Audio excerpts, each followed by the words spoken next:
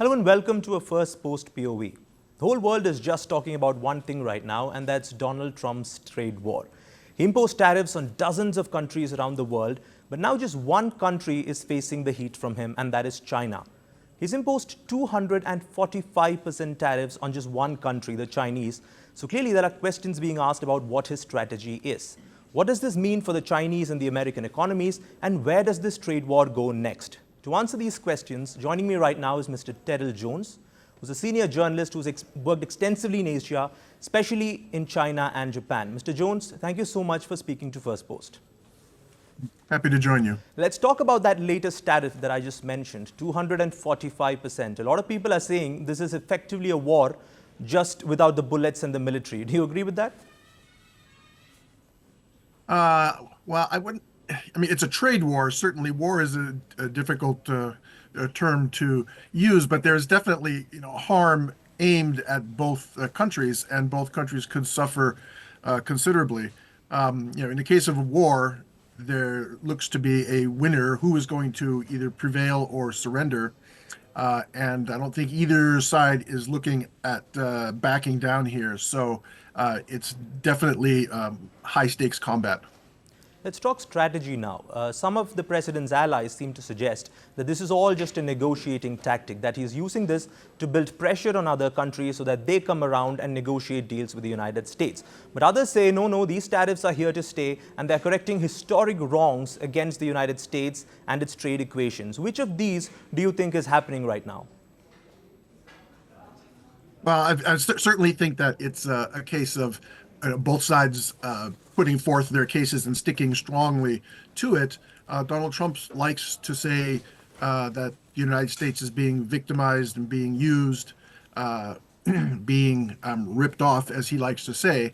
The Chinese side points to historically America relying on trade, but also bullying and taking advantage of systems where the United States does not work as hard as other countries in the world to gain what it has. And so I think that both economies, while not actually having suffered a whole lot yet, could suffer more. And I think the American economy is more susceptible to the actions that we're seeing now and the kind of pain that it will inflict on consumers.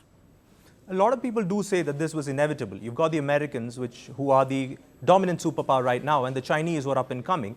So a sort of clash between these two was always going to happen down the line, and President Trump, with his combative approach, has basically just accelerated it. Do you think this clash was inevitable? I don't think it's inevitable, but I think there's been an over-reliance on the U.S. on seeking the lowest possible price, and therefore a lot of manufacturing going to China. And at some point there would be a inflection point where the U.S. would have to maybe rely less on Chinese imports, and China, as it has already realized, needs to rely less on exports. I think a problem with this is the American consumer. American consumers want the least expensive price for things. They don't always go for the highest quality in things.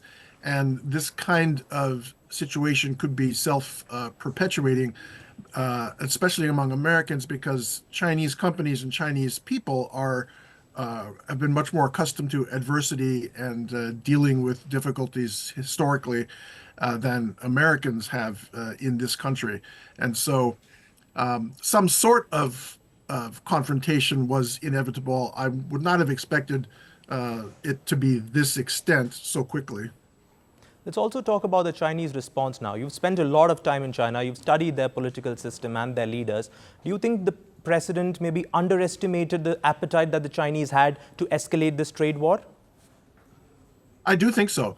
Donald Trump is a strong man who wants to present an extremely strong image to the American people, but so does Xi Jinping to the Chinese people, perhaps even more so, because the rule of the Chinese Communist Party is not as airtight and universal as it has been in the past. And Xi Jinping, who is in office for longer than Donald Trump will be able to remain, has definite goals of cementing his legacy as one of the top leaders of China alongside Mao Zedong and Deng Xiaoping.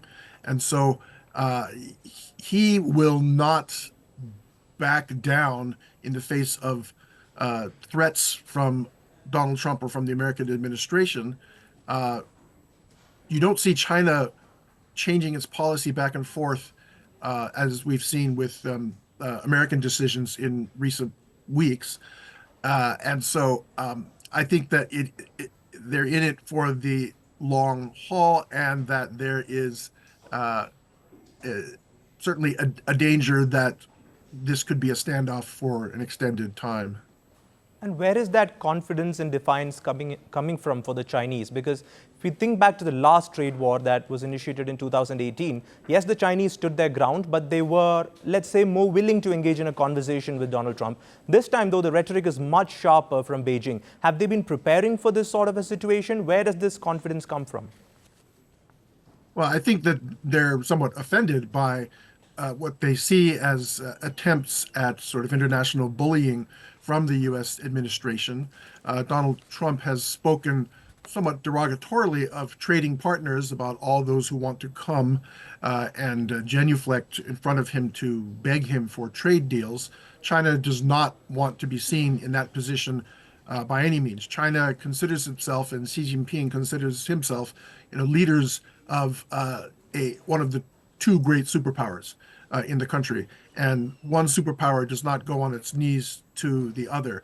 I think China and Xi Jinping are much more confident. Also, they have more outlets, potential places. They could seek other markets for their exports.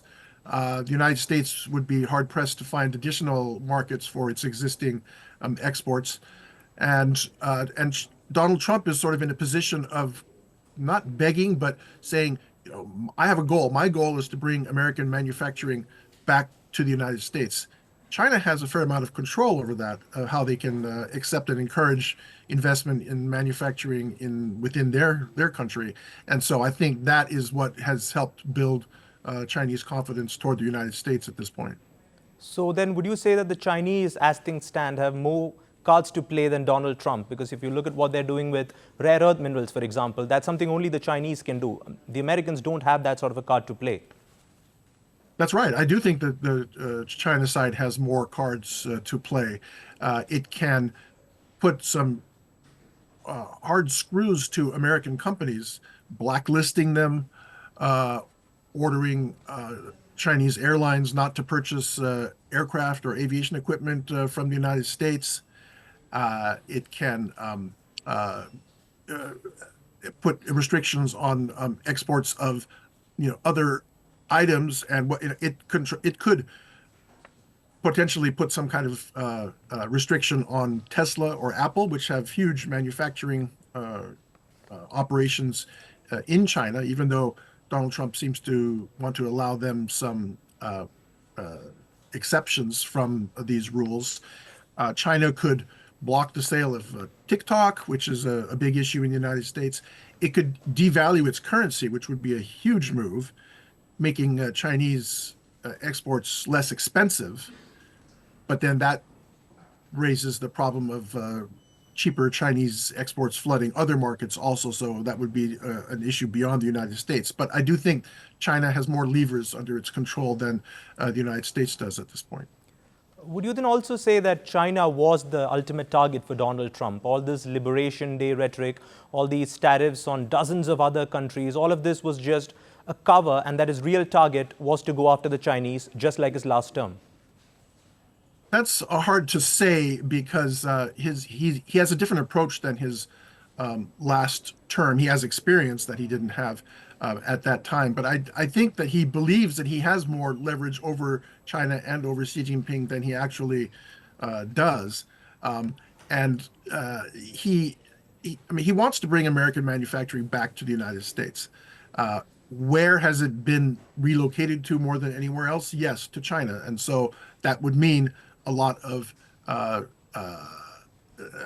of manufacturing leaving China to come to the United States. Easier said than done. Companies, whether they're small or enormous, uh, take a lot of time to retool and refocus their operations and pivot back to the United States.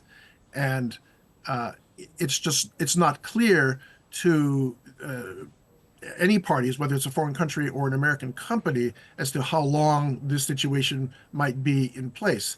Donald Trump is not likely to be president 4 years from now. Xi Jinping likely is, and that is another point of leverage for the China side. I like how you said likely to not be president, even though there is a term limit in the United States.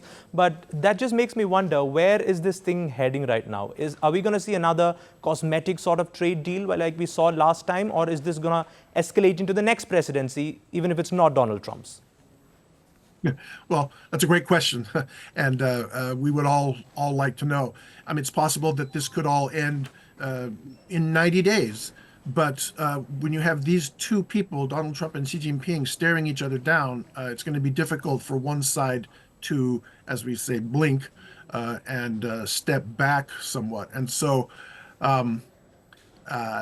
this could be. I think that the tariffs will stay, in place until American companies and American consumers really start feeling the pinch. They haven't yet, because the prices haven't. Well, it's still in its early stages, and a lot of the products under tariff threat have not come to the United States yet.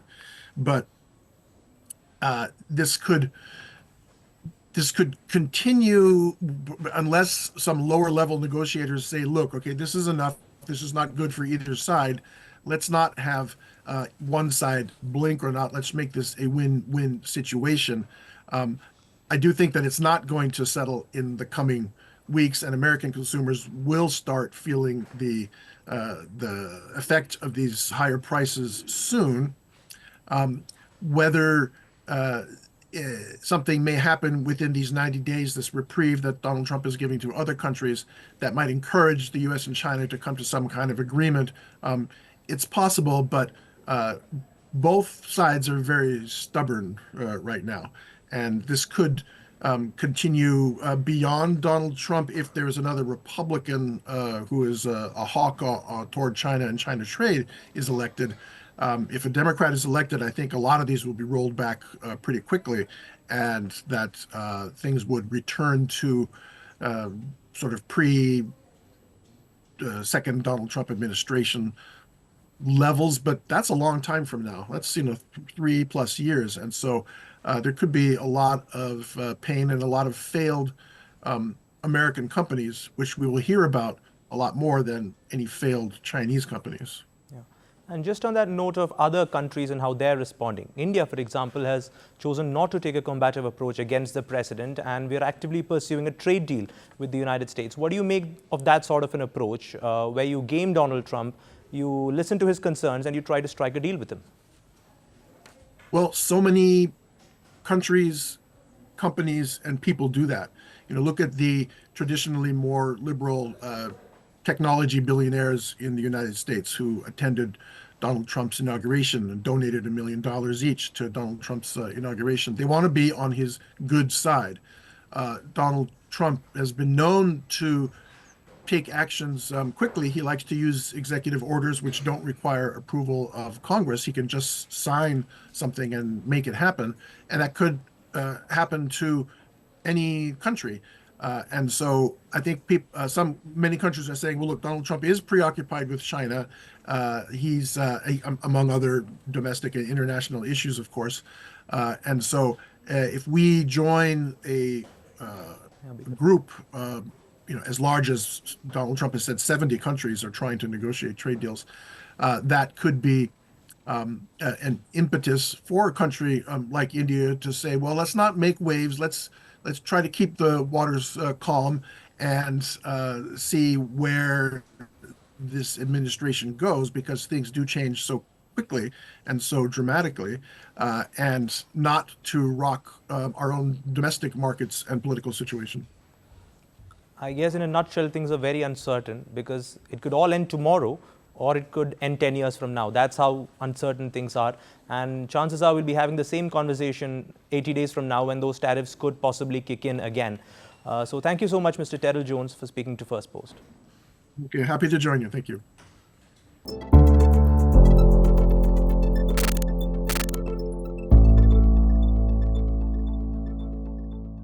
Greeting you with aloha and namaste. I love India. Presence, occupation of a territory by another country pertains to India, what we saw in Kashmir. The Prime Minister Modi. How do you see Trump's America? Yes, the current administration behaves differently from the previous administration.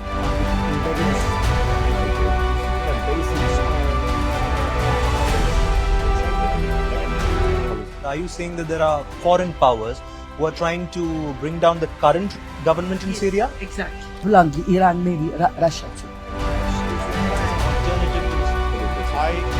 Prime Minister Modi committed to South-South, cooperation.